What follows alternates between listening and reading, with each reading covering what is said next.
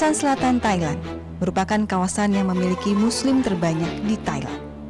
Patani, Yala, dan Narathiwat menyimpan banyak peninggalan sejarah para pembawa Islam. Masjid Wadi Al-Husain atau dikenal dengan sebutan Masjid 300 tahun adalah salah satu masjid tua di Narathiwat. Sebutan 300 tahun merupakan nama pemberian dari pemerintah Thailand. Masjid ini selalu berganti nama setiap seabad sekali. Nama yang sesuai dengan umur sang masjid. Kini Masjid Wadi Al-Husain telah berumur 385 tahun. Kelak, beberapa tahun ke depan, masjid ini akan berganti nama sesuai usianya.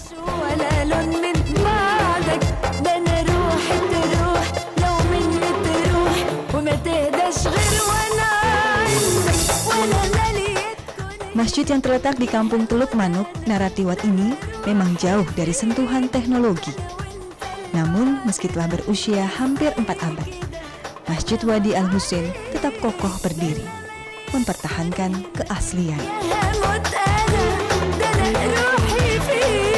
Adalah Syekh Hussein Sanawi, alias Wan Hussein, pendiri Masjid Wadi Al-Husain, anak dari Sultan Kobul, seorang kerabat dinasti Patani. Masjid ini dibina pada tahun 1044 Hijrah. 1044 Hijrah. Kemudian pembina masjid ini adalah asas daripada Tuan Guru yang berhijrah dari Kampung Sena Janja. Kampung Sena Janja Petani, hijrah mari di sini. Hijrah mari sini bersama dengan istrinya Wan Som. Beliau yang bernama Wan Hussein. Nama penuhnya Syekh Hussein Sanawi. Alkisah menyebutkan Wan Hussein hijrah ke Narathiwat akibat konflik yang berkepanjangan di Patani. Sebagai seorang tokoh agama, saat tiba di Kampung Teluk Manuk, Wan Hussein melakukan syiar Islam dan menyebarkan ilmu agama ke penduduk setempat. Hingga sampailah membangun sebuah masjid. Beliau mari belajar agama, mengajar agama di sini, dan kawasan masyarakat di sekeliling ini mari belajar bersama dengan Tuan Guru Wan Hussein. Kemudian di masa itu tak ada masjid. Masyarakat di sinilah ajak Tuan Guru Sani cari tempat untuk bangunkan sebuah masjid.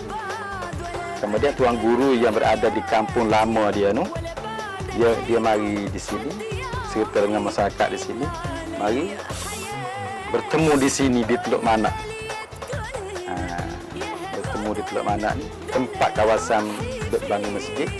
Maka orang kampung semua setuju di sini adalah elok. Ada talian jarak dan di bawah gunung bukit. Maka orang kampung semua pun lihat di tempat ini adalah bagus. Keinginan membangun sebuah masjid mendapat dukungan dari warga setempat. Pencarian lokasi pun dimulai, yang akhirnya tertuju pada sebuah lokasi sekitar aliran air.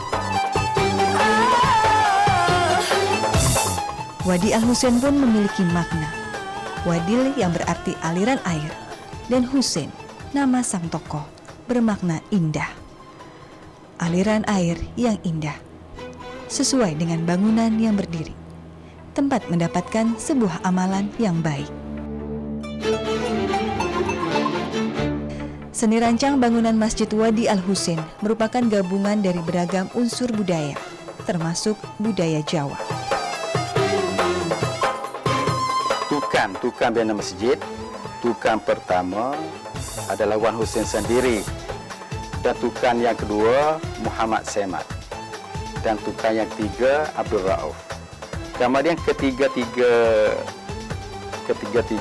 orang ini ada warga Melayu, ada keturunan dari Melaka dan ada keturunan dari Jawa. Lalu itulah terkenal dengan kata masjid ini bercampur keseniannya di antara kesenian tempatan sini dan kesenian Jawa.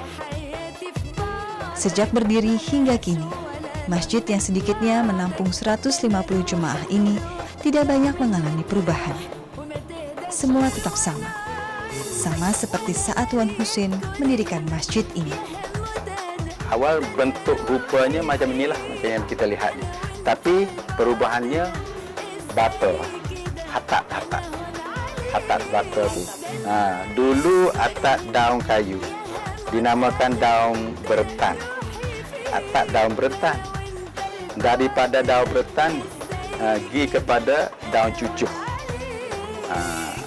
Daripada daun cucuh itulah mari ke bata tanah. Bata yang kita lihat di hari. Bata ini ambil di negeri Segoro, Songkhla. Tak hanya bangunan, beberapa benda-benda yang ada di dalam masjid seperti lampu gantung, mimbar juga tetap berada di tempatnya. Benda peninggalan sang pendiri masjid. Bahkan dahulu beberapa Al-Quran tulisan tangan Wan Husin terpampang rapi di masjid ini. Sayang, kitab suci itu tak dapat dijumpai lagi.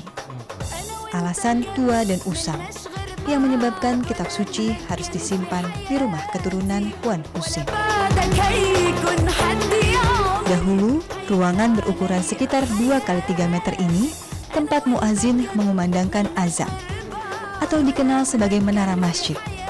Bangunan yang umumnya terpisah dari bangunan masjid.